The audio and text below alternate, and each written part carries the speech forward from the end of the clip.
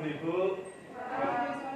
Baik, jadi di sini saya dari mewakili dari PPL atau yang bisa menyuluh.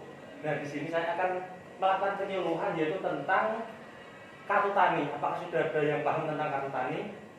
Belum. Oke. Nah, jadi kartu tani itu adalah kartu untuk petani.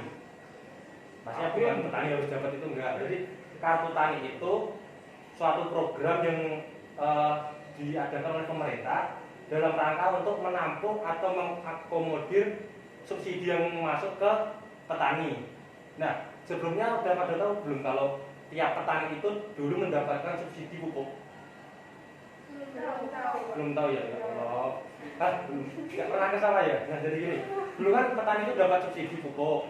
Nah, namun karena banyak yang tidak tepat sasaran, makanya oleh pemerintah itu diadakan yang namanya kartu tani. Nah, jadi kartu tani itu program unggulan dari pemerintah tahun 2021 yang berfungsi untuk mengakomodir atau menyalurkan bantuan pupuk, subsidi pupuk ke petani langsung. Nah, jadi subsidi pupuk itu sebenarnya adalah bantuan uang dari pemerintah, namun dalam bentuk pupuk, bukan dalam bentuk uang tunai, seperti itu. Nah, sampai sini ada yang mau dipertanyakan? Ada. Oh, silakan. Untuk petani yang memiliki kartu tani itu nanti jenis pupuk yang didapat itu jenisnya apa saja dan alasan adanya program itu apa sebenarnya? Oke ya, berarti tentang pupuk apa aja. Nah, Ya. pupuk yang biasa didapatkan oleh petani itu biasanya adalah pupuk untuk memenuhi kebutuhan NPK tanah atau ya pupuk secara umum. Yang pertama biasanya pupuk urea, pupuk ZA, pupuk SP36, pupuk KCL, pupuk dan pupuk lain, pupuk apa itu pemenuhan nutrisi hara umum lainnya seperti itu. Nah, terus alasan pemerintah membentuk kartu tani itu yang pertama untuk menyalurkan bantuan subsidi dalam bentuk pupuk itu sesuai dengan sasarannya, karena dari tahun-tahun sebelumnya itu banyak yang tepat sasaran. Nah, sekarang kan sistemnya itu pakai ERDK atau elektronik defisit kebutuhan kelompok tani. Nah, jadi dengan itu pemerintah itu bisa tahu kebutuhan petani itu pupuknya seberapa. Nah, jadi nggak bakal ada yang kayak pupuk sisa atau pupuk yang kurang seperti itu. Selain itu adanya kartu tani itu biar lebih efisien. Kalau tahun kemarin kan kayak pupuk itu berbelit-belit ya, harus lewat ini. Nah, sekarang itu dari pusat langsung ke petani melalui kartu Simpedes. Jadi untuk persyaratannya itu harus mempunyai kartu Simpedes itu, Simpedes BRI. Nah, nanti untuk misal nanti pembelian pupuk itu langsung ke toko tani, nanti tinggal basikin gini aja, nanti udah dapat pupuknya seperti itu. Oke, ada yang lain?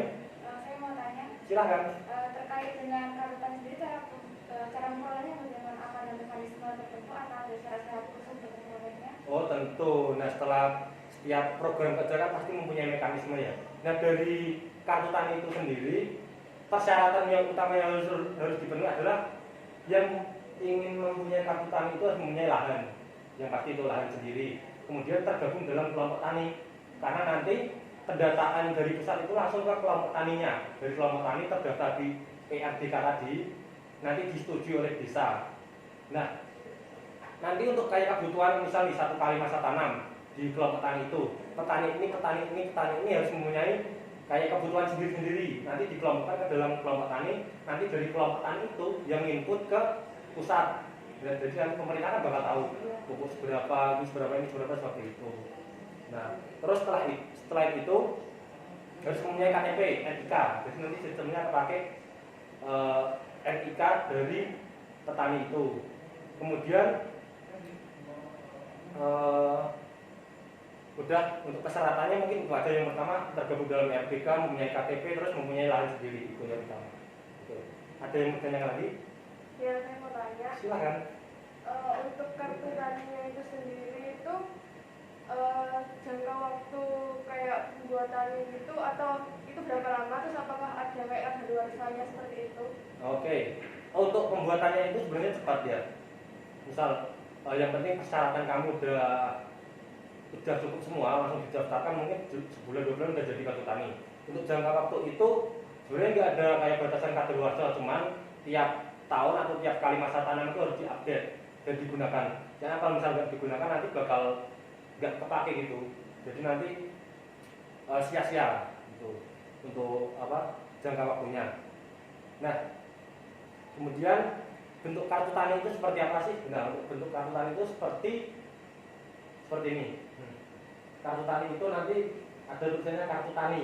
Di belakang itu ada ini. Jadi ini nanti bisa digesek kayak ATM itu. Nah, jadi nanti misal beli pupuk ke toko tani pun harus terdaftar di bukan terdaftar, namanya direkomendasikan oleh kelompok tani di tiap desa itu. Jadi nanti harus beli di sini, harus mempunyai semacam kayak tempat penggesekan yang harus pakai ATM gitu loh, misal di mall gitu. Jadi nanti petani membeli pupuknya tinggal digesek kayak gini, nanti nggak bayar karena sudah disubsidi dari pemerintah. Gitu. Oke, sudah paham? Ya. Baik, nah mungkin secara umum gitu pemanfaatan kartu tani dari pemerintah. Emang awalnya agak ribet, tapi seiring berjalannya waktu dengan sinergi antara petani, dari kelompok tani, dari pemerintah desa, dari pemerintah pusat, Kementerian Pertanian terutama, itu bahkan dapat mengefisiensi penggunaan atau pemanfaatan kartu tani ini dan dapat digunakan secara maksimal oleh petani. Nah, seperti itu. Oke, sudah paham semua? Ya. Baik, kalau sudah paham mungkin itu aja terkait dengan pemanfaatan kartu tani. Nanti setelah ini Bapak Ibu petani bisa langsung mendaftar. Setelah itu kita tiap minggu atau tiap bulan adakan evaluasi seperti itu. Oke, kalau sudah paham dan tidak ada pertanyaan, saya cukupkan untuk penyuluhan kali ini. Saya akhiri. Wassalamualaikum warahmatullahi wabarakatuh. Terima kasih. Oh ya, nanti snacknya bisa diambil di belakang aja ya.